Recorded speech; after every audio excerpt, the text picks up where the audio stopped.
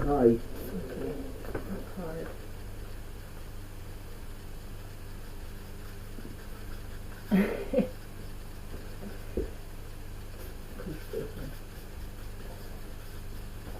Okay, cool. Last minute notes. Well, it's just so that I don't forget things. Okay. Has that got me? Are you sure? It looks like it's sitting funny. Ball in the middle. Are we? Sure. Okay, good. Right. Couple of paranoid now. Okay, so right now, I should have been looking at you in the camera. Is that the It's up best to way? you. Whatever you're most comfortable with. Okay, so this scene that I'm about to describe takes place on the 27th of March. I have already had the flashback that I describe elsewhere, and I've already written all the poetry that I describe elsewhere. So right now in my house, which looks significantly different back then, the fireplace, for example, was brown, and I think it was just a hole here. It was just a hole there. And I had the same hearth that I've tiled that since. So it was a different looking house. I think I had like a mauve coloured carpet and mauve coloured wallpaper with like a border around the edges as well. And I had heaps more shit in here. I actually had a sofa then as well, a black sofa that was sprinkled with like dashes of paint, almost like fireworks going off on the sofa, kind of thing. And I had a chair here and the sofa there, and I suppose that's really, we'll cut that bit out and we'll put that into the 27th, into the flashback scene and the poetry scene. And it's, I don't know why I can't breathe and talk at the same time. It's really frustrating. So, yeah. It's alright, just relax. We can cut this bit out. Right. I think it's harder to breathe sitting down. Okay. Just getting used to speaking on camera. And I hate it. I really. It's part of the reason why I haven't done it before now is I don't like the sound of my voice. I forget speaking English as well. And when I'm storytelling, I'm more natural than Aberdonian. And I don't like my own face. So I know I've got all this stuff that I need to do work with, but it's like at some point people are going to see this, and I worry that they're going to look at me and judge me how I look at myself, kind of thing. It's like. And I'm sure they won't as harshly anyway. I think that's a common thing for people. So, and it just, I don't know, it just feels unnatural to have evidence of what you're about to say as well. Like, shit, something might really go wrong here. Okay. So yeah, so the house it's full of my questionnaires from my thesis, which was on cannabis and drugs education. It's full of all these poems and ramblings that I've written. Just covered, like you can't see floor for it, so I have no idea what colour the carpet is, because right now in my mind all I can see is these papers everywhere. And there's a few things that had happened. Obviously I had realised there was something funny about the hash. I'd had this flashback and the grass. It was this was actually pot, it was actually solid. So the grass story comes later. Right. After we realised the hash is dodgy, we think we better get some grass. So I'd been smoking this stuff, and so I've had all the poetry, and I've smoked the last piece, and this might have been right after the flashback or after all the poetry, because it's like in for a penny, in for a pound. There might have still been a small amount left when I realised it had opium or heroin or something in it, but I'm like, fuck it, I might as well finish it, you know what I mean? Might as well smoke the rest of it, because there was like a pinky's worth left. So, but then, like I say, at some point in smoking that last joint, I'd looked at the smoke, and this yellow smoke had coming from it, and I took the other end of the joint and sniffed the other end, and I thought, and it just had this real distinctive heroin. Now, I had used heroin before. I had lived with a heroin addict as a teenager, a year or two before this, and I'd been with him when he'd used heroin, and I had used heroin a couple of times with him. Luckily, I never became an addict. And the reason I never became an addict was because I was like, what the fuck is this shit? It didn't do anything for me, but it has a distinct smell and a distinct taste, and I don't understand why I hadn't noticed it earlier. But having spent years smoking dope, I'd gotten out of the habit of burning and sniffing, just burned them straight in kind of thing. So, and I'm not sure I would have noticed it. It was just this curious mix of the tobacco and the smoke from the dope, which is it's just normally a different colour, and it was like a yellow colour and a smell, and I thought it's got a distinct smell of heroin or something like it, and that's what I put down to this flashback. I considered it, of course, this flashback, which was amazing, by the way, but and I wouldn't have changed it for the world. But I thought, fuck, if this hash has got something in it that I'm not meant to be smoking, I felt cheated, I felt invaded, I felt drugged, you know, I felt like illegally kind of thing. It was okay, I was smoking illegal dope. But I just thought, the dirty bastards, how fucking dare they? I buy hash, and I trust that I'm buying hash. If I want heroin, I'll buy fucking heroin. But you've got no business buying me hash that it looks like that has heroin or something similar in it that is fucking freaking me out right now, kind of thing. But I wasn't 100% sure, so I thought, right, I'll get on the phone to people. And by this time, you're talking 9, 10 o'clock in the morning, although I'd been awake for 24 hours by now or something. And the first people I phone also is the fellow people that had bought this hash at the same time as me, and other people I knew who were smokers. So I phoned them up one by one, and maybe 3 or 4 of them. I was like, do you think there's something wrong with the hash? Is there something funny going on? Because I'm having a really weird reaction to it now, and I've smelled it and I think it's got something in it. And folk were like, yeah, there's something going on with the hash. There's something wrong with the hash. It's having a different effect on us, whether it's laced or not, we don't know, kind of thing. But everybody agreed that there was something different about it. And it could have just been a different batch, or it might have been from different sources or something, but it was more than that. I'd smoked a lot of hash over the years, and this effect was something I'd never experienced before, not even on LSD, not even on heroin either. But so it might have been that, for my particular experience, it might have been those things combined with the fact that I was on antidepressants at the time, on Prozac, that I was having a bad reaction to. So it could have been a combination of both. But either way, there was something wrong with the hash. So I spoke to my advisor of studies at university. He explained this, and he was like, is that even possible? Is it possible for it to be laced with something? And part of the reason I got the idea was because in my thesis there was kids writing about cannabis, and they were writing that I'd asked them, is it easy, if you wanted to get cannabis, could you get it, and how would you get that? And folk were like, the children were saying, a few of them had said, it's very easy to get. I can get it through friends of friends, or there's often people hanging about outside schools selling it. And somebody else had said something about, I could get it, but I'd never buy it because you never know what's in it. So that kind of, it was just one statement, but it made me think, I had never thought that hash could be laced. I had always assumed you always knew what you were getting. That was part of the marketing pitch when we started smoking it. They were, folk were saying, yeah, with heroin it has this effect, and LSD has this, but hash is mild and you always know what it is. It's always hash. But when I started talking to people, and I spoke to somebody at the university as well, who my advisor's name had given me, and I spoke to him and I said, is this possible? And he's like, well, it's more likely that, and I hadn't said that I had been smoking it. I was like, my friends have been smoking this stuff and it seems to have more of effect than of heroin. It's like their eyes are pinned, and they've got no appetite, and they're not sleeping, and they're smoking this pot. And he's like, oh well, your friends probably are using heroin, but they're not telling you that they're using heroin, because heroin addicts don't tell you that they're using heroin. I'm like, yeah, but I know these people, and I know heroin users, and I know they're not heroin users. And he's like, yeah, but do you really know heroin users? And I'm like, yes, I lived with a heroin addict. And he's like, oh, okay. And he says, but it probably is still heroin, and that they're actually smoking. I was like, look, I've been smoking it. You know what I mean? I've been using it, and I know there's something funny with it. And he was like, oh. And I says, okay, maybe there's not, maybe it's not being laced, or maybe there's something else going on. Is it possible that you can take in cannabis and it's metabolized, so then it has the same effect on the brain or the mind as heroin? He said, well, that's possible. And I also said, I said something about that this is not hash, and it's giving me this flashback, and I'm aware that kids are being sold at school, and I'm really worried about their mental state. He says, oh yeah, there's lots of children at the moment being admitted to psychiatric hospital with cannabis psychosis.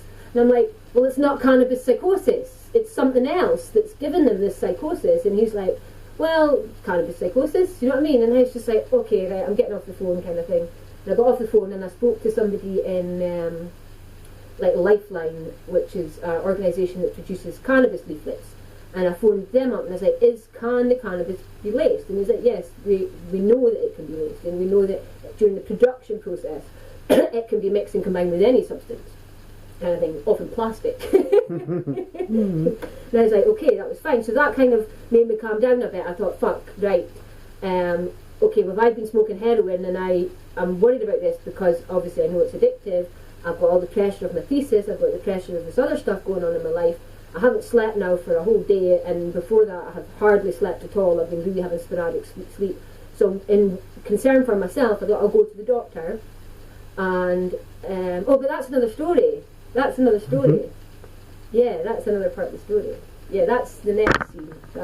I spoke about that before, isn't it? Yeah. Anyway, she thought I was nuts. She thought I was nuts and said I should go and see a psychiatrist, and I didn't go. And then other stuff happens, and it's not until the other thing I did as well. I phoned the police and I phoned customs as well. Yeah, and this is really the point of this story. Actually, is the fact that I phoned. I was like, well, fuck's sake, they're lacing the hash, this is fucking out of order. And they're dealing it to kids. Now, I know that in the literature, the professionals say children are not dealt drugs outside the school gate, it very rarely happens. But that's probably only the case with cannabis dealers. But if you're a heroin addict, you'll sell drugs anywhere to get money. And heroin was a big problem at the time in 1998 in Aberdeen. Massive problem. And so I'd phoned the police and says to the police, right, the hash has been laced with something, you need to test the dope, you need to get it off the streets, you need to start pulling these people in. And I gave the police the names of the people that my friend had gotten the cannabis from. So I hadn't bought it directly, but I knew these people were doing it. And I was actually ready to set up a sting with the police. I'm like, I'll easily ask him to come and bring some more, and you can arrest him bringing it, because they shouldn't be fucking dealing this shit. Now I know it's the first rule of drug use is that you never grass on your dealer. Your dealer is protected. You know what I mean? It's because they're taking a fucking risk to get you drugs illegally. So you owe it to your dealer that if you're caught or busted, you protect them.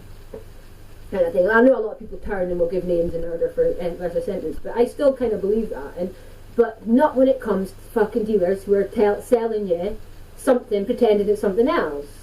And you might ask, why might they do that? Well, it was obvious. You get fucking people hooked on it. You get people addicted to something they believe is not addictive, because although cannabis can be mildly addictive, it takes a lot of regular use to become addicted to it. Heroin is not the same. Some people can be addicted from their first smoke. I was just lucky. I was lucky that I had so much resistance psychologically to this drug that I hated it before I tried it, because I'd seen it ruin people's lives and ruin my life and kill people and cause crime and housebreaking and everything it was just seemed to bring out the worst in people. So I was already against it when I used it, so I was already like, how fucking dare you? When it was inside me, I was having a mental fight with it. You know what I mean? You're not taking my body, you're a fucking piece of shit, scummy smack kind of thing. So I felt so badly about it, you know, and at this point my boyfriend has died of a heroin overdose and things, and I see these children being offered drugs in the street, being told by the health professionals at the time, which I'm aware of because of my thesis, that cannabis is not addictive and it's safe and it can't be mixed with things. So children are unwittingly smoking something that is something else and not being aware of it. It's like, you know, and it's a big jump I'm going to make here, but that's just what I do. Right now I don't think we're in a democracy, I think we're in a fake democracy. And I think that it's more dangerous than a dictatorship. I think, you know what I mean? And it's the same with drugs. It's being manipulated. If you go into something with your eyes wide open, you're less at risk than if you go in blind. If you go in blind, then anything can happen and you might not be aware of what's going to happen next, and you're not prepared for it. And that's what I think. It's like, fucking hell, you're making people lose their minds when they just believe they're trying a simple, kind of pretty mild drug. And I was like, fuck you, you're got to fucking jail. It just so happened that this person also was somebody, it's the same story. This was the boyfriend of my friend, and this was the boyfriend who had hit his daughter, right? Which is a different story that I've spoken about earlier. But I really had no sense of loyalty to this guy, and I knew that he would know what he was up to, and I was like, fuck him, you know what I mean? And maybe my friend would get her house back as well. He went to jail, kind of thing, you know? And it's weird how she's fighting with him and they've chucked each other out and they're not fighting, but she'll still go at him for dope. You know what I mean? Like he's charged for hitting her daughter and stuff. But that's just life. People are cunts, you still have them in your life, kind of thing, because of past relationships, kind of thing. So that's fine. So I grasped specifically on these guys, but then loads of other stuff happened, and it meant I was away for a couple of weeks. When I come back to Aberdeen in around about the 14th of April, maybe a day or two later. The friend of mine, Louise, who had been staying in my flat, had said there was these Dodgers come to your house. They came here looking for you, and I'm waiting to scratch my nose like it's a lie, and I'm conscious of it because I know this in psychology, but my nose just actually was itchy. There was actually moisture on my nose. Okay, it's not a lie. You can speak to Louise, right? I'll give you her number. She had said that these guys had come. I'm still fucking itchy. Right, so maybe did this not happen? Did I imagine it? So Louise came back and she just said, these guys who came to the door looking for you and they threatened you and asked where you were and where you'd been, when you'd be back and stuff like that. And she had been quite scared by them. So that was fine.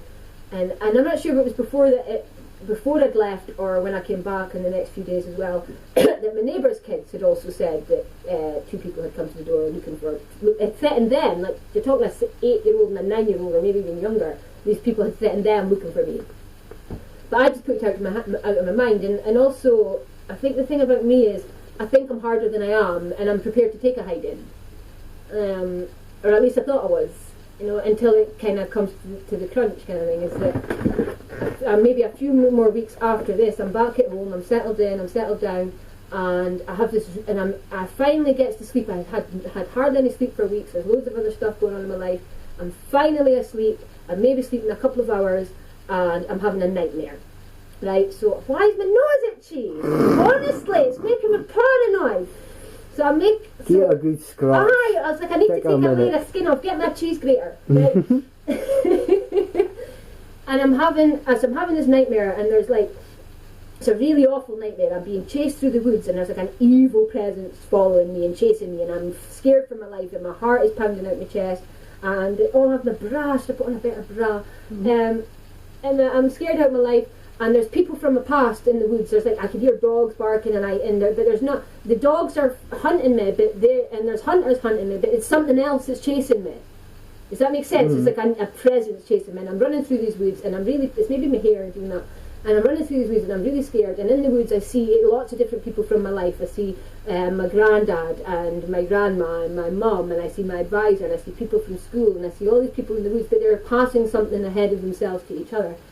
And as I get out of the woods, it becomes suddenly daylight again, and the sun is there, and I'm about to open this piece of paper, and then there's thunder in the dream, which sounds like such a cliche. Was it thunder? Yeah, it was thunder in the dream, and at that point I wake up, and again, bang bang, I hear a knock on my front door. So at this point, I'm kind of still have the adrenaline coursing through my veins from this dream, this chase scene kind of thing. Because at the time as well, I think partly with the antidepressants is you would live your dreams. It would be like a fucking physical dream you would have. If you were fighting in your dream, your arms were going everywhere and stuff. So I woke up in this kind of heightened state, and I looked through the spy hole of the door, and it was gone. There was no spy hole there, so I couldn't see it. I could just see the shape of the person's clothes. And the knock went again, and I was like, hello, and they're like, hello, Wendy, and I'm like, yes, and they're like, oh, and I'm like, fuck. And again, I see the spy hole bit on the door. It was like a bullet. To me, it was almost like being sent a bullet. It was just kind of there. I was like, fuck's sake, what's going on? And through the door, they tell me that they're Jehovah's Witnesses, so I open the door and I take them in. And then there's all that. I take them in, we talk for about 45 minutes. And then they go away again. And when they go, I check the spy hole, I check the door. And at the other side of the door, I see that the spy hole has been deliberately removed. There's like screwdriver marks in the wood, like 4 of them, like going at different angles, almost like forming a kind of Celtic cross kind of thing towards the spy hole. And the glass piece of the spy hole was outside the door, and it was broken, and the other bit was in the inside. And I was like, fuck, and I didn't feel safe, and I hadn't slept, and there was no way I could go back to sleep, but I needed to sleep. So I went to the shop and I got some cat food, and I bought some cigarettes and a paper, and I think I bought the Sun, which suggests I obviously was not in my right mind, right? Clearly was not myself, right? And because at this time my advisor criticised me for it, and he's like, reading The Economist. I'm like, you have to know how your enemy thinks, So it would be The Economist that was piled up in here. That was my subscription at the time, and I think so. Then I'm buying the Sun, and I'm just like, what am I doing? And I come home, and as I come back down the street, it's like a cul-de-sac from the shop. I see 2 or 3 guys. I see two people, 2 at first, but another one's like behind the. Was there even wheelie bins then? I'm just wondering now. I don't think there must. No. I don't think we had wheelie bins in 1998. So they were there, and they must have been behind or beside a car or something. Then it must have been strange, that, isn't it? How you bring things from the current into the past. So they were there, and they were just looking scary, and they were just a bit dishevelled, and they were rough looking and unshaven. And they were just looking intimidating. Normally you see people in the street, you might ignore them, put your head down, but these guys were staring me out. They were like just looking at me. There was a kid with them on the bike, They spoke to the kid looked at me, looked back at them, nodded, and then cycled off, right? And this is a kid that I knew, so I thought, fuck, you're asking if that's me, kind of thing. And I felt really scared. And I saw, and then as I was coming down the street, two of them are still intimidating me. The third one kind of goes to the end of the street as if to do a lookout, kind of thing. And then they're coming back, and I came in the house really fucking quickly, shut the door, came in that door, and then I fed the fucking cats, and I was looking out the window, and I was just in a panic and really like, fuck, kind of thing. And I've had a few hidings in my life. I've also given a few, but I've had a few, probably deserved, to be honest. But I've had quite a few hidings in life, and I'm sick. I didn't want any more. I'd like, although up until that point, I'm like, I'm fucking hard. I can take anything. Let them fucking come.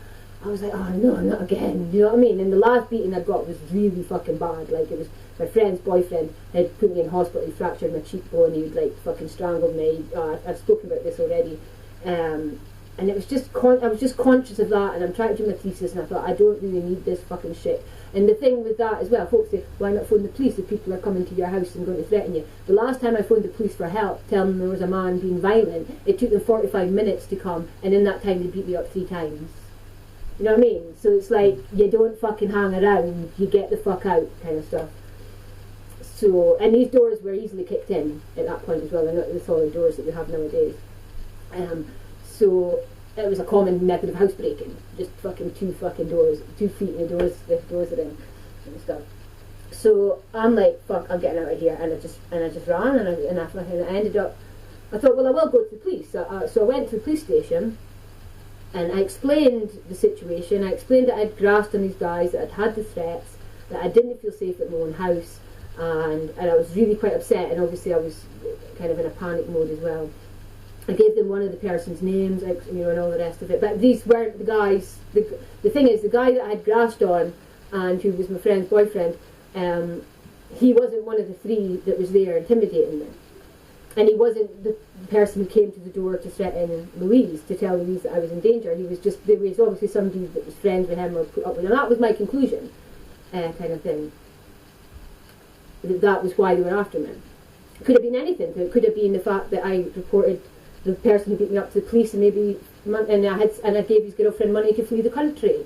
It might have been those guys that were after me. It might have been this guy whose kid was now in care. It might have been because of that. But I put it down to the dope. I just assumed it was because of the dope, because it was the thing you don't do.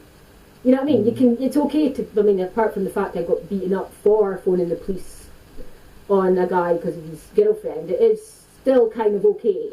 People understand that you do it, but people don't understand grassing, and it's kind of legitimate to get beaten up if you grass, kind of thing. So, and I'm not saying violence is okay, but it's the psychology of it, the culture of it. So that was fine. So I'm in the police station, I'm explaining this, and I'm also under all this other pressure and all these other things. And he just says, look, Wendy, we can't do anything to help you unless they beat you up. You know what I mean? They have to actually assault you before we can arrest them, or even speak to them, or even do any investigations. You know what I mean? And I was just like, oh, fuck. And at that point I just felt really helpless and really powerless and really like, fucking hell, the world is really fucked up. It's like, just does nothing. It's here I'm talking about actually being able to prevent a crime, and maybe save somebody from an injury, and there's nothing can be done. You know what I mean? And at that point I had this flashback. I had a massive flashback of every violent altercation I've ever been involved in, and that I've been a victim. And there's obviously that beating, which was like a massive fucking 40-minute long beating, 3 separate occasions where I'm like stamped on and bitten and strangled and crushed under a bookcase, and there's just the times when your own father has chased you around the house determined to give you a smack in the ass, or just throwing shit about, and then there's times I've been attacked by women in the street because I'm a mouth. Because I'm a mouse, right? It's the same even with that Highland and Murgy. I know if these guys come to my door and they're threatening me, I'm not going to do anything that's going to lessen the chance of me getting beat up. I'm my own worst enemy in that sense. I'm so convinced of my own righteousness that I'll argue with somebody who's threatening my life for the sake of being right. You can be right when you're dead. You know what I mean? So just at that point I had a massive flashback, and at the time obviously I couldn't understand it and couldn't explain it and couldn't understand what happened next. But it was at the point when I came out of that flashback not only did I no longer have memory of that flashback, I had no memory of who I was or why I was there. So I'm in this, but I knew I was in some kind of police station. I'm giving some kind of statement because the guy's got a notepad in front of him that he's probably just drawing crazy signs on, right? He's got a notepad in front of him. And I've read about this since, is that kind of adrenaline, that fear and panic causes a kind of lobotomy, kind of lobotomizes you. So at this point in time, I'm there, I don't know who I am, why I'm there, and whether I'm a victim of a crime or an accuser of a crime or whatever. But I have this newspaper in front of me, the Sun newspaper, and it's got the story about a guy who's shot and killed his brother's girlfriend. And I started going on and rambling on about, it's like I was giving a statement, like I knew these people and I knew what had really happened in this situation, and I was saying it wasn't the brother that killed him, it was actually the fiancé that killed her, and I'm just like making this shit up, but I know it's not true, but I can't help it coming out of my mouth. Does that make sense? Because I'm like, well, why the fuck else am I here? Who the fuck am I? You know what I mean? He's like, Wendy, and I'm like, oh, that's who I am, you know? And he's like, I really think you should go to a doctor. And then at that point, I was just like, back to being me. It was maybe the name Wendy kind of thing brought me back to who I was kind of thing in just that instant, and I remembered everything up until that point in time. I was like, yeah, I think I'll go see a doctor. Thanks very much. See you later, kind of thing. And that was that. Any questions?